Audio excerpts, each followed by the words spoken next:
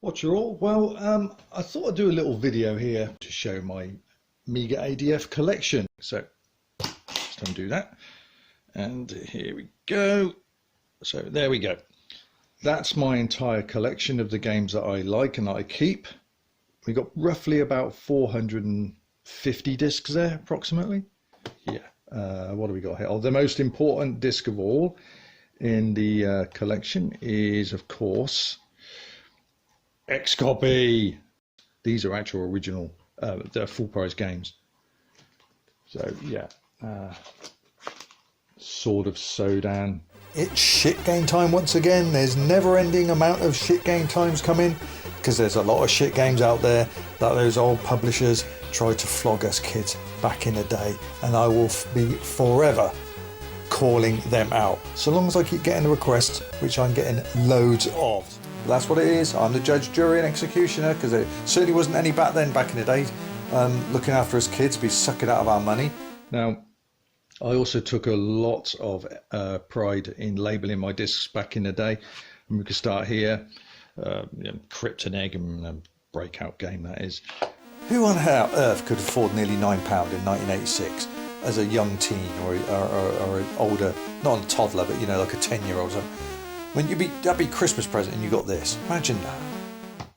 As a kid, as a teenager, imagine getting that lot on your birthday. You never leave the room. All right, thank you very much. Let's close her up. As I said, you saw on your Spectrum, your mate's Spectrum, and you think, brilliant game. You get it on this system and you see that. That's your Christmas present. Merry Christmas, kiddo. Fuck you, Dural. US Gold, you're a bunch of wankers, and you didn't deserve to do publish computer games. You didn't. But for me, I'd like to take a bit more pride in my collection.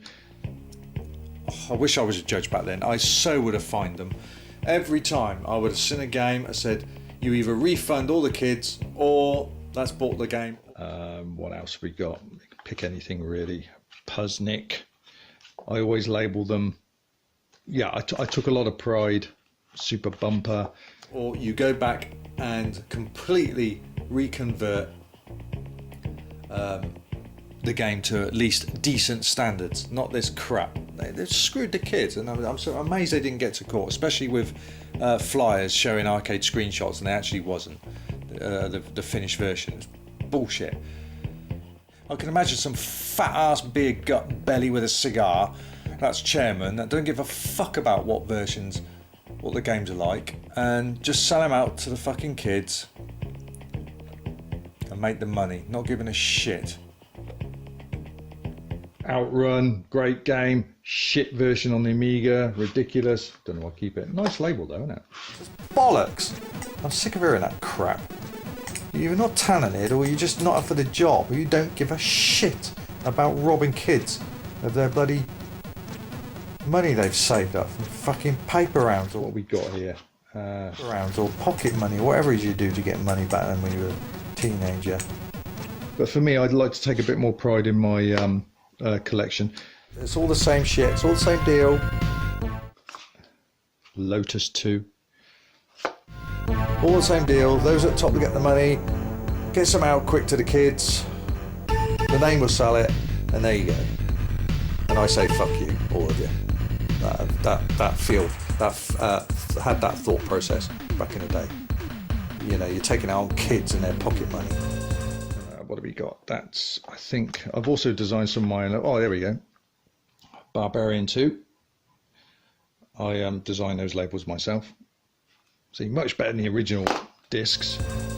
Breaking their fucking gaming hearts during birthdays and Christmases and getting this crap. So there you go. Yeah, I'd have more fun with Dulux Paint than playing this game. But it's fucking whack. It really is. And I'm disgusted with them. They don't deserve to program games. They should have been all fucking sued, because a lot of kids back then, you know, saved a lot of money. 20 quid was a lot of money for a kid. 15, 16, 17 years old back in late 80s. What else have we got? Oh, blimey. My favourite arcade game of 1988. I don't care what anyone says. Street Fighter 1, and Teotex absolutely murdered it. You know, it was a lot of money, and you shell out and you get this piece of shit greet you. It's just wrong. Absolutely fucking wrong. Talk about being a bit of a hypocrite in my gaming. What else we got here? What's that one? Oh, Double Dragon 2. See? Much better than the original. The 64 version, well, I know I'm right, the 64 version was terrible. But it was so bad, the programmers felt like they had to put a written apology, or a typed apology, inside the box. I mean, I never got to see that, so I don't know what they said in it. But what a fucking cheek! If you're sorry about it, refund the bloody people, the kids that went out and spent their pocket money on it and bought it. I dread to think how much money's worth here if they were all labelled. There are full price games. There's a few budget ones. What have we got here? Oh, that's Wolfchild. Sometimes I put picture discs on my SDI. What else have we got here? Tunnels of Armageddon. Leonardo. What else we got? Oh, Black Viper. What have we got here? Chaos Engine 2, 3 discs. Just grab some more. What we got here? Oh, The Plague. What we got here? Oh, Nebulous 2.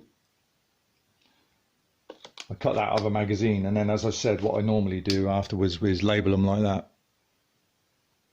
You know, I just didn't feel right putting crappy pencil or pen scribbling them on. I thought they deserved better. This is absolutely fucking awful.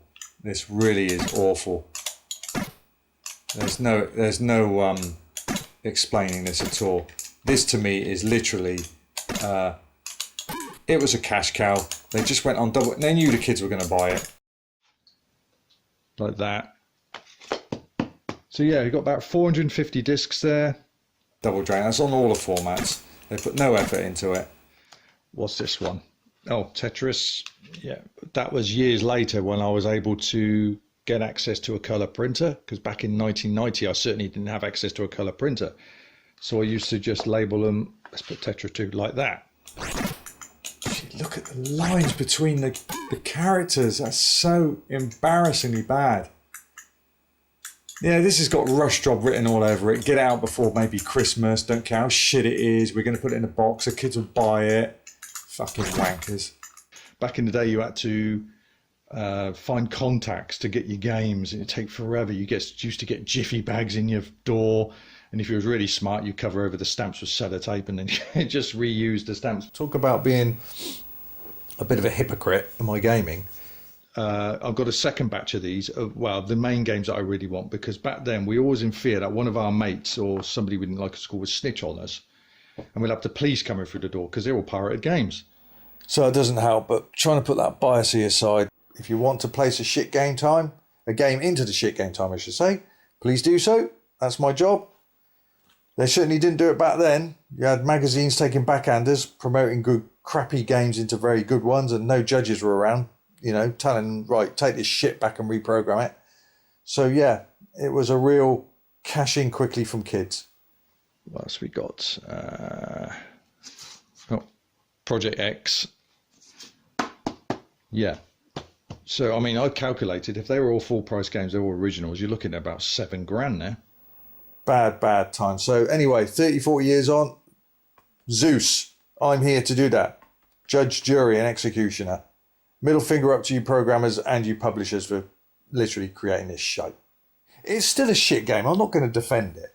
So, and for £10 as well. So yeah, absolutely. I'm going to give it a great big whopping and middle fingers up to you, Tynesoft, for even thinking about coughing up a game like this and passing a price tag like that onto the bloody kids. Disgusting. So Fire and Ice. Oh yeah. Fire and Ice. This 1, this 2, and Christmas edition. It does play better than the Amstrad version. It's still inexcusably bad. It's such a shite game. It's just stick a popular kids program name on the case and be done with it. Program any piece of shit and we'll sell it out for fucking £10 in 1985. Oh, imagine getting this in your birthday present or your Christmas stocking. Heartbreaking. Let's see what's here. Oh, Stardust. Love that game. Put them on 3 colourful see-through discs there. And there's zillions of other shit games out there, so bring them forward. Let Judge Zeus do the rest, which normal judges back in the day didn't even spend a second on, and let us poor kids suffer spending our big money. Oh, Prime Mover. And not getting any decent games in return. Well, we did, but there was a lot of shit as well, wasn't there? And if I was a judge back then, I would have ordered the publisher to take it back and rewrite the game until it's playable and enjoyable. Otherwise, full refunds, please, to those kids. Yes. So yeah, that's it. Shadow the Beast. And don't be afraid to name a game to be shamed for me to put in the vault of shitness. That's my job. Zeus. Judge, jury and executioner of shit games from shit publishers, from shit publishers and poo grammars, I should say. I tried to flog their crap to you kids at the time. But yeah, redrawn graphics, Amiga could have done so much better, really could have. I don't know what they were thinking, just being lazy. Get out to the kids and sell it, that's all. What else we got? Oh yeah, Speedball 1 and 2. Let's face it, it isn't a good version. The Amiga could have easily handled this type of game and got it more of an arcade perfect. But again, I just think they hurry it out and don't give a shit about the kids or whoever's buying the games from them. As long as they get the money, that's all that matters. Super Hang-On. Anyway, so it's taken 30 odd years before someone calls them all out and says, yes, face it, that's how shit this is. So that's it for me, this edition of Shit Game Time. I hope you've enjoyed that. Please leave your comments below in the video. Let me know what you think of this game and your experiences and you got suckered into buying it back in the day. Don't be shamed. It's happened to the best of us, you know. We've all got suckered into a game we believed was brilliant and turned out to be crap. Yours truly is also unfortunate in that era of times where games usually sported very good artwork and covered up such a crap game. Let's have a look. Oh yeah, Fire and Forget. Fire and Forget 2. Again, me labelling them up, colour printer. Listen carefully and place your game that you wished me to banish into the vault shitness forever. A game that you hated back in the day, or you felt that was crap, or you were conned into buying. That's my job. Judge, jury and executioner on your behalf of those shitty publishers and poo grammars that should have been fined back in the day for selling us crap for the money they were asking. Right, that's it from me for this edition of Shit Game Time. I hope you enjoyed the video. Please leave your comments below. Let me know your feelings about this game, and if you was unfortunate enough to receive this for a Christmas or birthday present, or if you got suckered to buying it out of your paper round money or what have you. Before I go, what we got here? I do feel sorry for you, but yeah, fuck you, US gold once again. So yeah, that's it. That's my collection, my Amiga ADFs, and I'm very proud of them. And yeah, it'd be interesting. I wonder if a collector, how much a collector would offer me for this lot. It's not for sale anyway, unless someone comes up. £20,000. Right, we got a deal. No, it's not for sale. So yeah, there we go. That's it. Short little video. Hope you enjoyed it. And yeah, I'm quite proud of that collection.